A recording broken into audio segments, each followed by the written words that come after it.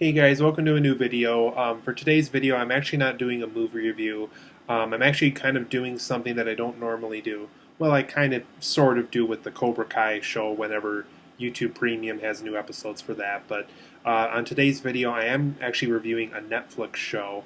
Um, and what I'm going to be doing for this specific video, since these are two older seasons of the show, is I'm just going to give you my generalized thoughts of the show, kind of things I like, things that I think these first two seasons could have done. So this will be a very broad, generalized video, and we are talking about Stranger Things. So I'm going to be talking about kind of my overall generalized thoughts of the first two seasons of Stranger Things, just things I in general like about the show. Some of these things even apply to season 3 that I'm going to be reviewing in a later video after this one. Um, so this video, if you have not seen the first two seasons of Stranger Things, I would say stop the video here, go watch those first two seasons, then come back to this video. This is just kind of my overall generalized, somewhat spoiler-ish thoughts of those first two seasons. Like I said, it'll be a very broad video. It's been actually been quite a while since I've watched these first two seasons, but just want to kind of give you a quick video of what I thought of them. I didn't really talk about Stranger Things before in my channel earlier, so I figured this will kind of be my catch-up video to kind of let you know what I thought of those first two seasons, kind of just my generalized thoughts of them. So for Stranger Things 1 and 2, I really liked this 80s film vibe that they've been going with since day one of this show. I like that we kind of get a little bit of John Carpenter, Robert Zemeckis, Steven Spielberg, maybe even a little bit of J.J. Abrams in there with kind of the Super 8 kind of vibe back when he directed that. I've always kind of liked that vibe with the show. I like that the show itself takes place in the 80s, so that kind of gives you chances to, reference films from the 80s and do homages to those films and things like that. We've got references to Ghostbusters in season 2. We've got, um, references to Fast Times at Ridgemont High in the third season and stuff like that. And I'm sure season 1 referenced tons of things. We also kind of get like a Stephen King kind of vibe a little bit, kind of like with Firestarter and all that kind of stuff. So I've always kind of liked the vibe that the show has generally gone with. I also like the humor that the show goes with. I feel like each season of the show kind of finds something new to joke around about. Um, Whether it's Eleven kind of figuring out what kind of food she likes, or just the sheriff kind of dealing with a town that kind of really didn't have any problems before, but now ever since the Upside Down was discovered and things are going wrong, that kind of has encouraged him to do more with his job and get more physical. So I thought David Harbour playing this character has kind of grown through each season, and I like how the humor is that he's kind of adapting to something else and learning something new each season, and we're kind of seeing him grow as a character, but also in a very comedic way as well. And then it goes to my next point. I think just the characters overall in general have been very interesting, whether that is Eleven or Mike or Dustin or the Natalie Dyer, the Charlie Heaton character. There's always been some character we're introduced to or we get to know about throughout each season. Steve, the ex-boyfriend of the Natalie Dyer character and stuff like that. Just tons of characters we've been introduced to. They've all been very interesting. I feel I'm more and more invested in these characters as each season progresses. So I think that's something that Stranger Things has done overall very well with in each passing season. I also like the small town setting that they've gone with for almost the entire show now.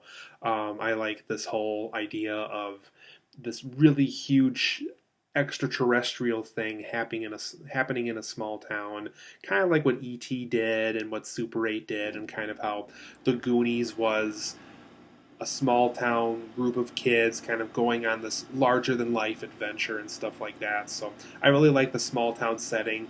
I've lived in and have grown up in a small town myself, so it kind of makes it more relatable to me as a viewer. So I really hope that all of you feel the same way, because I feel the small town setting is really rather fun for this show as well. The show's also very addicting to watch. I feel like every time something big happens or some cliffhanger happens in an episode, and I absolutely have to find out what happens next.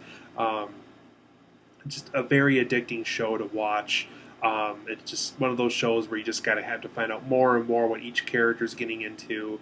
Um, and just you kind of have to find out what happens next and things like that. It's very addicting to watch. I really like that element of the show as well. So even though we really haven't gone to really deep spoilers or anything like that, let's go over kind of my overall negative thoughts of, generally speaking, for season 1 and season 2, since that's what this video is focusing on. So for season 1, it's pretty straightforward. The Upside Down is introduced.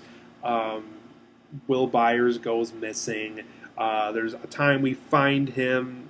We thought we found him, and then where we actually find him and things like that.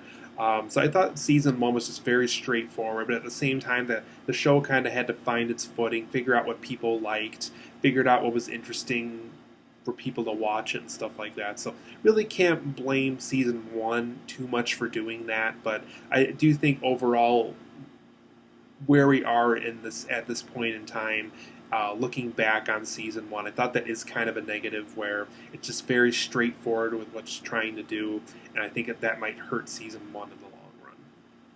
As far as season 2 goes, like I said, hopefully you've all seen season 1 and season 2 before watching this video, but in season 2, I thought the newer ideas didn't feel very fleshed out.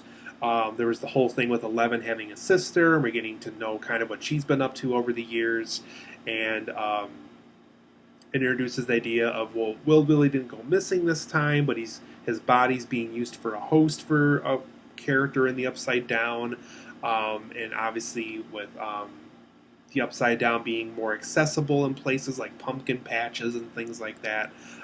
So I thought they're there. They're not horribly done, but at the same time, I thought season 2 had a lot of new ideas that weren't completely fleshed out, such as Eleven's sister and things like that. So that was just kind of my overall thoughts of season 1 and season 2 of Stranger Things there, guys. That ended up being a more broad and really generalized video than what I thought it was going to be.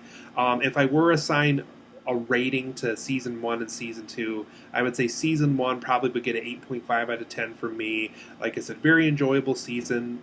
Fun to get introduced to everybody, kind of fun to learn what the Upside Down was, but it is a very straightforward season, so I think that's what probably dings it for me a little bit, is just very straightforward. So 8.5 out of 10 for that first season.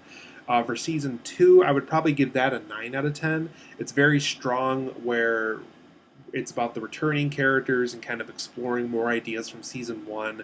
But what hurts season 2 a little bit for me is, like I said, there's just not a lot of completely fleshed out new ideas in it. If they want to introduce Eleven having a sister and things like that, they kind of had to flesh that out a little bit more.